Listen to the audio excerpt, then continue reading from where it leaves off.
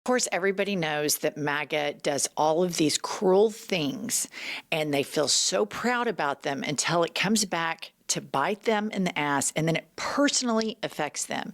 One would think being personally affected by something might cause a change of heart, might cause a moment.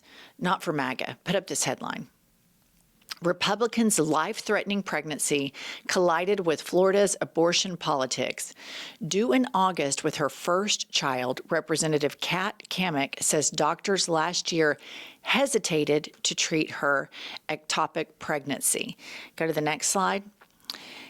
Cammack doesn't fault the Florida law for her experience. Instead, she accuses the left of scarring medical professionals with messaging that stress that they could face criminal charges for violating the law.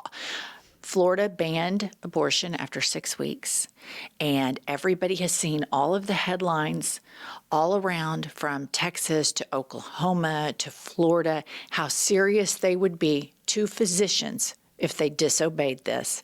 And this little bitch could have had a moment where she spoke out about this and advocated for other women in her position. But instead, she blames the left.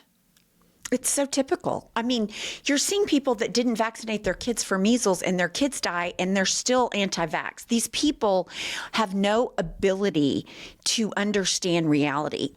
This woman clearly losing her child and almost losing her life was not a wake-up call for her, because it is more important for her to own the libs and demonize the left and the woke policies. And it's important to say she didn't lose a child. This was a fetus. This was a pregnancy that was not viable.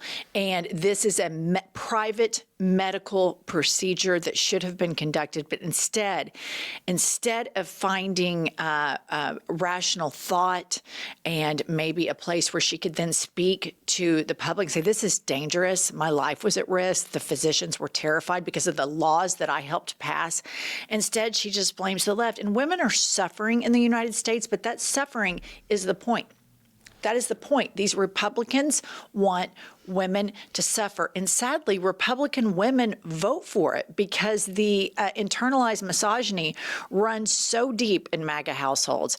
Next up, we have something that's so disturbing. This is the acting ICE director. And here's what he has to say about ICE agents.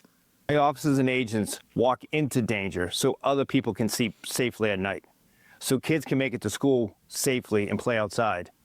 So while it's easy to be an armchair quarterback and make up talking points that get activists riled up, the bottom line is my officers and agents are out there protecting the same people who are threatening their safety. Law enforcement's common sense. Politicians need to stop putting my people in danger. I'm not asking them to stop. I'm demanding that they stop. Here's what I have to say to Boston Mayor Michelle Wu, Congressman Hakeem Jeffries, and anyone else stirring up the outrage about what ICE does. These are real people with real families you're hurting with your ridiculous rhetoric and inflammatory comments. And it's time to remember that. You know, Todd Lyons, the real people with real families are the people who are going to Home Depot to get supplies for a day job that they're working on that Americans won't do. And you have these ICE agents that wear masks on. If they're so proud of the work they're doing, why don't they show their faces? Cops in the streets, they show their faces. Sheriff's Department, they show their faces. Why are your agents not in uniforms covering their faces when they go and rip families apart, not knowing if anybody has committed a crime or not? This is so breathtakingly immoral. And the fact that the majority of the people that I know that support all of this also are deeply evangelical people is just such breathtaking hypocrisy. It disgusts me. It disgusts me to my core, because most of the people that live, especially in the Northern America, they're not privy to what's going on at the border. This is all shit that's drummed up by Fox News to make you think that all these criminals are coming in here and committing all of these crimes. Meanwhile, all the criminals work for the federal government. That's where all the criminals are. Elon Musk went in to shut down investigations into him and into his companies. But we're separating workers that pay taxes and they never get the benefits of it. They never get their Social Security.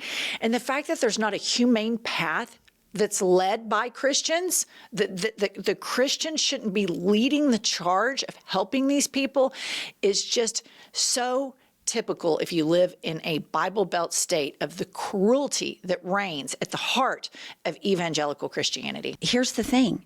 This man and the people that follow Trump believe in the dehumanization of other people. They do not believe that those people are human and have human emotions, because they have dehumanized them so that they can do all kinds of horrible things to him.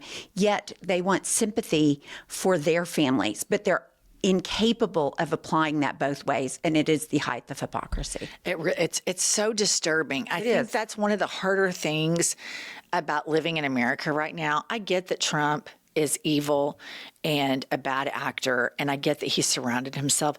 The support, the numbers of support is the part that's so disheartening for me, that so many people see that and they get excited. They get excited seeing a person crying and screaming, "What about my child?" and getting arrested and hauled off, that it gives them some personal satisfaction. So I thought that message from the acting ICE director is just so abhorrent. And again, it's teaching this prioritizing life and categorizing which lives are of value. Right. And for him, these ICE agents, their lives are paramount to anything else. And my thing about ICE, show your faces. If you're proud of the work you're doing, put on a uniform and show your face, and then march the people that you claim are criminals, march them into court. But as it stands, the Obama administration and the Biden administration deported far more people, all using legal means that would never even have to go in front of any court, because every single person received due process. Next up, we have more just horrific stories as to what's happening in the United States. And this is what they try to detract you from all the time. Jean Favreau is reporting on a story that broke. And he says, "Is this what you wanted, Stephen Miller? A mother who was 5 months pregnant, who just found out she and her American citizen fiance were having a boy, lost her baby after federal agents in a detention center repeatedly denied her pleas for prenatal care, lived and worked in Tennessee for years, detained by ICE for over a month, forced to sleep on prison cell floor, served food with cockroaches, said she was starving and having stomach pains. Guards told her it was normal, begged to be deported so at least she could get prenatal care in Guatemala. ICE refused. She delivered her stillborn baby in front of 2 guards who shackled her feet. Then for 2 days, she wasn't allowed to call her fiance or talk to anyone. She cried alone and was deported to Guatemala shortly after the stillbirth." And so this is just a prime example of the breathtaking hypocrisy that lives in many middle Americans' lives. They say they're pro-life, and then when you present this in front of them, they're fine with it. That doesn't, there is a lack of empathy at the heart of the fundamentalist and, quite frankly, mainstream evangelical movement. There is a lack of empathy for people that go through this type of suffering, and instead they favor punishment. They favor tattletelling on people. They favor always the toxic, most cruel choice. And for Stephen Miller, this is the shit that he just furiously masturbates to nonstop. I mean, he cannot get enough of this stuff. But Stephen Miller and his cruelty doesn't exist in a silo, because every evangelical Christian that I've ever met has this default setting of cruelty. They're nice on the surface, but right underneath, if you ask a question about poor people receiving health care, or somebody that might not have health insurance, has cancer, receiving care, they're like, well, you know, they should have had a job. You know, there's always just this severe cruelty that when I've engaged in conversations with people that are of this faith, there's no empathy there. It's really bizarre. There's no empathy, and particularly in a situation where ICE is involved, because that typically means Black or brown people. And so this woman was completely dehumanized because she was Black or brown. And I think that it is less distasteful to white people because she is brown. They do not have the empathy or the ability to humanize them, that woman would have the same emotions that they have about there, because under it all, racism as a driving principle. I think that's a really good point, Pumps. I think that if this was a white blonde girl, blonde hair, blue eyes, we'd be outraged. yes, they would absolutely lose their minds. I think there was a case recently where a person from Oklahoma, a white family, evangelical Christian family, he packed and he went to Turks and Caicos, and he had some bullets in his backpack. And at Turks and Caicos, like that's a complete, it's very serious. Other countries take bullets and guns very, very seriously. And so he was incarcerated.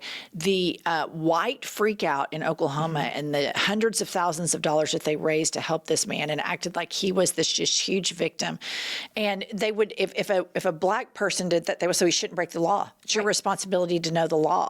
But when a white person does it, we do GoFundMe's and the outrage ensues. All right, next up, we have a Norwegian tourist who was barred from entering the United States, detained at Newark Airport. This Norwegian tourist, 21 years old, is barred from entering the U.S. after ICE guards find a meme showing JD Vance with a bald head on his phone. And so this is the same administration that is telling you that we need to deal with Iran because they're cruel to its citizens and they don't believe in freedom. Right. They don't believe in freedom. You know, here's the thing. JD Vance and this entire administration, they're in the public eye. They lead public lives in politics, and they cannot withstand any criticism. This is so mild. The fact that they were going through his phone is an outrage to begin with. But this is not freedom of speech. This is censorship. And this is, we're going to tell you what we want you to think, because we are now the thought police. And we're going to get on your phone and we're going to tell you what you can do and not do. I mean, it's unbelievable. This is the United States. All right. And then lastly, I always like to remind everybody that the reason we are being cruel to immigrants and the reason that everybody voted for Donald Trump because they were so terrified about the 5 trans athletes in the NCAA is because nobody can afford to live in the United States. The Miami Herald is reporting that adults making under $80,000 can't afford to live comfortably in any state. And so this is the ultimate distraction. So we started off this show telling you about, the woman who tried to get an abortion. That was their big issue. This has been their decades-long issue, that's just ripping up the fabric of family and blah, blah, blah. And then now it moves on to immigrants. We move on to the LGBTQ plus people. And Pumps brilliantly pointed out that they're able to dehumanize people because of the color of their skin. But the fact of the matter is, the people at the top of the government are dehumanizing all of working class Americans all day, every single day. They're telling you that you can only have insurance if you can pay a couple $1,000s a month for it. You need to get a better job if you want better insurance. The insurance company can then not have any consumer protections, any regulations. They can deny your claim at any time. So every single day, white Americans, Black Americans, brown Americans, all Americans that aren't wealthy are dehumanized constantly. But this is how they get the majority white base to vote against their interest, is by telling you that you can't have these things because of these brown people and their breeding and all of these crazy things. It makes no sense. It makes absolutely no sense. But this movement, led by Donald Trump, has brilliantly, and I know it's been going on for decades, but people voting against their own interest, he has made an art form of it. Truly.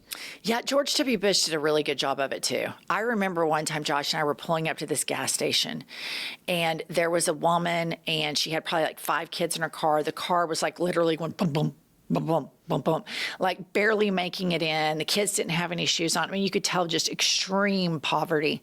But she had Bush Cheney stickers on the back of her car. And I remember my husband looked at me and he goes, it's unfucking believable that all they have to say is we love America and family values, and they get all the rubes to vote for them. Always. Yeah. All right. That's all we have for this episode. We'll see you all later.